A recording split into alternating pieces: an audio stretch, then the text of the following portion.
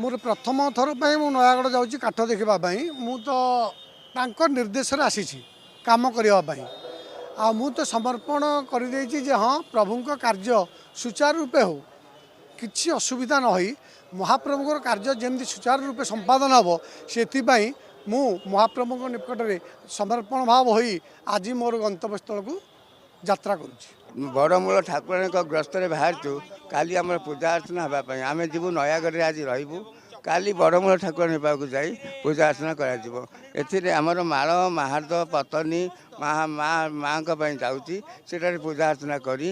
गोटे काठ आम चिन्हट करूँ तापर पर्यायर जीएफ जंगल पशि सब काठ